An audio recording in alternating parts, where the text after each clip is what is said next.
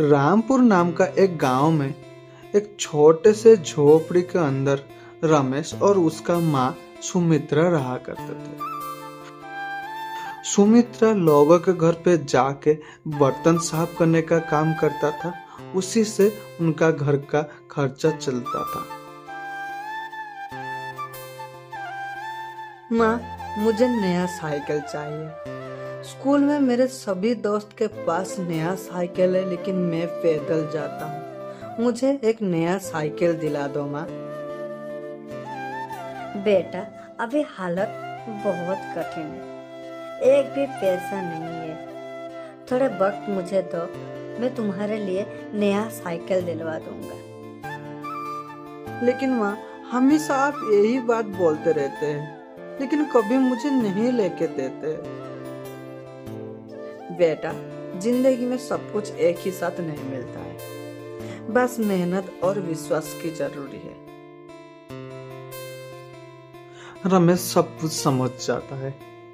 वो सोचने लगता है कि माँ अकेले मेहनत करते हैं और घर के खर्चा निकालता है। वो भी मेहनत करेगा और माँ का मदद करेगा।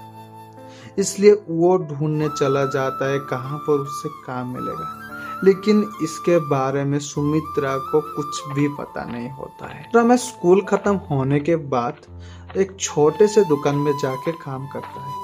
वहाँ पे वो सफाई का काम करता है। वो छोटे मोटे मदद करता है। उसे दुकानदार खुश होके कुछ पैसा देता रहता है।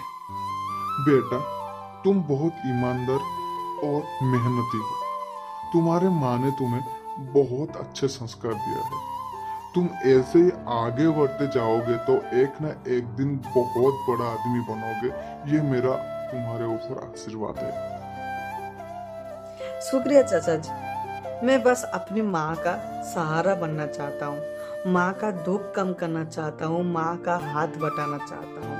उससे ज्यादा मुझे कुछ भी नहीं चाहिए। कुछ महीना बीत जाता है और रमेश जो भी पैसा कमाता है वो पैसा चुपके से जाके माँ के पास रख देता है।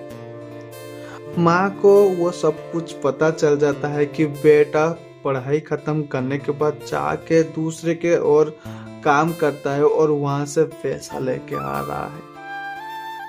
बेटा, तुमने ये सारे चीज मुझे बताया क्यों नहीं? तुम्हें पढ़ना चाहिए, काम नहीं करना है। मैं चाहता हूँ कि तुम आगे पढ़ाई करके एक बड़ा आदमी बनो। ये सिर्फ मेरा सपना नहीं है, तुम्हारा पापा का भी सपना था जो तुम्हें पूरा करना है। तुम ऐसे काम करोगे तो तुम पढ़ाई सही से नहीं कर पाओगे, और पढ़ाई नहीं करोगे तो तुम आगे भी नहीं बढ़ पाओगे। ऐसे गरीबी हमेशा हमारे सर पर मंडराते रहेगा। माँ, अपने अकेली मेहनत करते हैं। मेरा भी फर्ज बनता है आपका हाथ बटाने में। माँ अपने बेटे का प्यार देख के रो पड़ता है। उस दिन से दोनों और भी ज्यादा मेहनत करते हैं। साथ में रमेश पढ़ाई भी करता रहता है। एक साल बाद रमेश की अच्छे पढ़ाई और माँ की मेहनत से उनकी जिंदगी बदलने लग जाती है।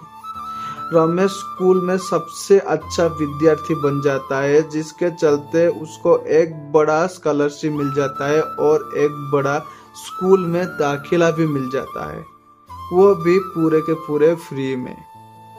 रमेश, तुम्हारी मेहनत और ईमानदारी ने तुम्हें यह सफलता दिया है। तुम एक मिसाल हो ये स्कूल के लिए। तुम आगे जाके बड़ा आदमी बनो और अपने माँ बाबा का नाम रोशन करो। मैं सिर्फ यही चाहता हूँ। सुमित्रा खुशी से रो पड़ता है। रमेश माँ को गले लगा लेता है। माँ, आपकी दुआ और मेहनत से आज हमें ये दिन दिखाया है। हाँ बेटा, सच कहा है। माँ की दुआ और बेटे की मेहनत कभी व्यर्थ नहीं जाता है। उसके बाद रमेश चला जाता है एक बड़े स्कूल में पढ़ाई करने के लिए। रमेश वहां पर जाके मन लगा के पढ़ाई करता है। रात और दिन एक कर देता है। ऐसे कुछ साल गुजर जाता है। रमेश अभी बड़ा हो गया है और एक दिन हो गया है। एक नौकरी के लिए इंटरव्यू देने के लिए। वहां पे रमेश को बहुत सारे सवाल पूछा जाता है, उनका खुद का निजी जिंदगी का भी कुछ सवाल पूछते हैं। वो बिना हिचकिचाए उनका गरीबी से लेके आज तक का सफर हर एक चीज बोलता है। वहां पे खुश होके उनको बोलता है, तुम्हारे ईमानदारी और सच्चाई से तुम्हें आज ये नौकरी मिल रहा है। रमेश वो बात सुन के बहुत खुश हो जाता है, क्योंकि आज से उनका माँ को और काम करना नहीं पड़ेगा और मेहनत करना नहीं पड़ेगा। रमेश सबसे पहले माँ को कॉल लगाता है और बोलता है, माँ, आपका बेटा अब एक बड़ा ऑफिसर बन गया है। उसको एक बड़े कंपनी ने नौकरी पे रख लिया है। आपको और मेहनत करने की जरूरत नहीं है। उसके बाद सुमित्रा को और काम करना नहीं पड़ता है। सुमित्रा का जिंदगी सुधर जाता है और रमेश का पिताजी का जो सपना था उसको एक बड़ा ऑफिसर बनाने का, उनका भी सपना पूरा हो जाता है। यहाँ पर ये सीख मिलता है कि माँ का प्यार और बेटे की मेहनत के आगे कुछ भी असंभव नहीं है। हर एक चीज मुमकिन, हर एक चीज संभव।